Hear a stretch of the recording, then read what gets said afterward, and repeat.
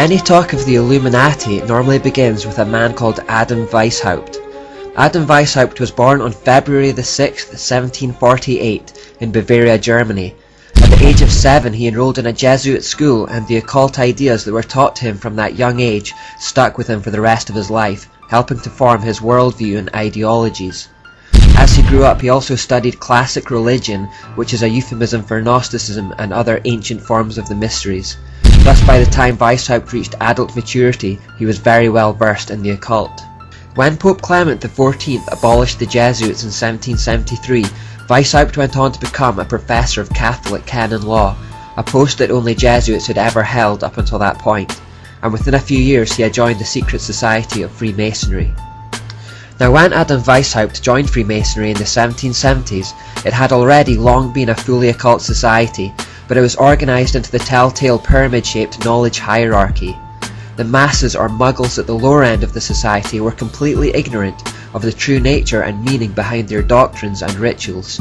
It was only as they rose through the degrees of esoteric knowledge and moved closer to the all-seeing eye of Lucifer at the top that the truth, or so-called light, of Freemasonry as they see it, began to illuminate their minds.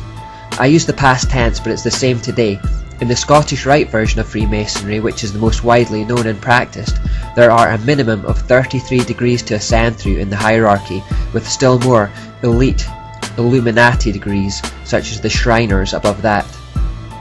Those in the lower degrees simply have no clue that they are part of an organisation that ultimately worships Baal, Asherah and Lucifer.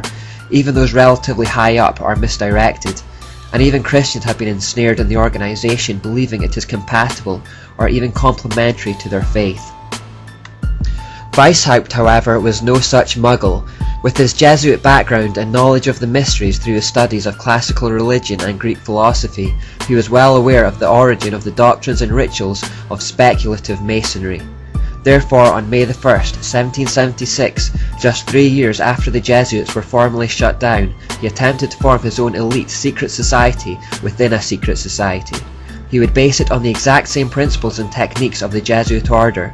He would try, and largely fail, to recruit ex-Jesuits as initiates, and would call this order the Order of Perfectibilists.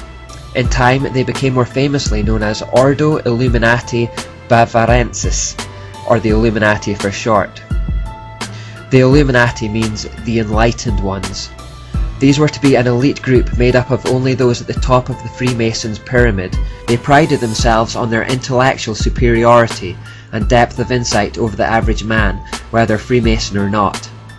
Incidentally, Weishaupt's name literally translates as the man to lead those who know.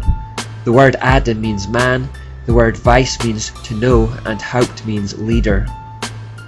The Illuminati were basically the Jesuits reincarnated under a deist or secular guise. When Weishaupt approached ex-Jesuits to join the order, he baited them with the promise that they would recover the influence which they had formerly possessed. He imbued the Illuminati with the exact same ideas that had pervaded the Jesuit order, those characteristics we associate with Jezebel or Asherah. Like the Jesuits, the aim of the Illuminati was nothing less than complete power and control. Most worryingly of all, they retained the core mantra that would justify any number of atrocities, that the end justifies the means. The end, in the case of the Illuminati, was the complete destruction of all Christianity, the overturn of all monarchies, and the creation of a new world order. The deists, Freemasons and Illuminists recognized that kings and queens derived their temporal authority from the spiritual authority of the Pope, and that he effectively controlled monarchies from behind the scenes. Just as Nimrod and Semiramis maintained control of their empire through perceived religious authority, monarchs in Europe looked for the same kind of confirmation from popes to maintain control of their own lands. Their rule was not legitimate unless the Pope said so. Therefore, in the eyes of the populace, there was this inextricable link between monarchies and the corrupt Catholic religious system, and it was this joining of the church and the state, the temporal and spiritual, that had brought so much oppression and wickedness. The solution for the Illuminati, therefore, was to separate church and state and to destroy both in the process. Christianity would be shut down, and the monarchies who derived their legitimacy from the Pope would have to be overthrown. There would need to be revolution. This is effectively what the Illuminati set out to achieve. Professor John Robinson, a Freemason who claims he was approached by the Illuminati to join the elite order, wrote in his book Proofs of Conspiracy in 1797. The Illuminati were conceived, organised and activated by professionals and intellectuals, many of them brilliant but cunning and clever, who decided to put their minds in the service of total evil. A conspiracy conceived not by Masons as Masons, but by evil men using Freemasonry as a vehicle for their own purposes. I have found that the cover of a Masonic lodge has been employed in every country for venting and propagating sentiments in religion and politics that could not have circulated in public without exposing the author to great danger. I found that this impunity has gradually encouraged men of licentious principles to become more bold and to teach doctrines subversive of all our confidence in the moral government of the universe. I have been able to trace these attempts made under the specious pretext of enlightening the world by the torch of philosophy. I have observed these doctrines gradually diffusing and mixing with all the different systems of Freemasonry till at last an association has been formed for the express purpose of rooting out all the religious establishments and overturning all the existing governments of Europe.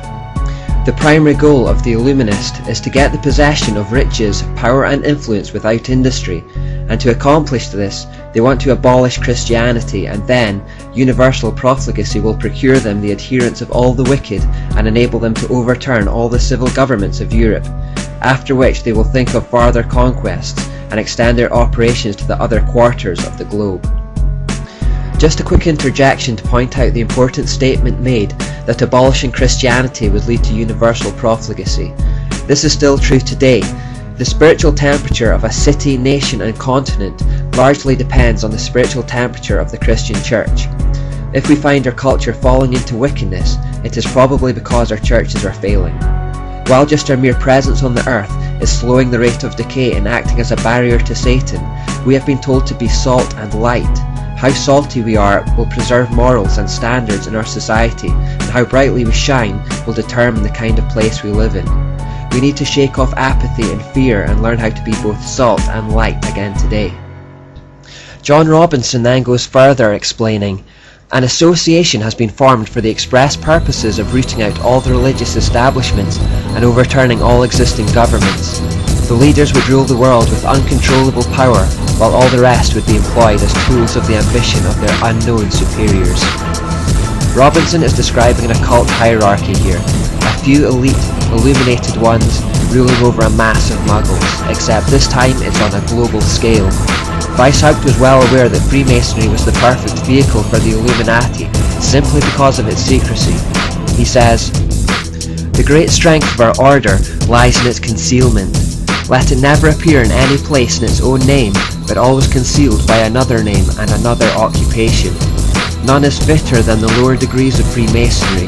The public is accustomed to it, expects little from it, and therefore takes little notice of it. Next to this, the form of a learned or literary society is best suited to our purpose, and had Freemasonry not existed, this cover would have been employed." Freemasonry was chosen because the public already knew about it and thought it harmless. Its origins as a trade union for craftsmen meant the average person thought nothing of it, and this was the perfect cloak of cover.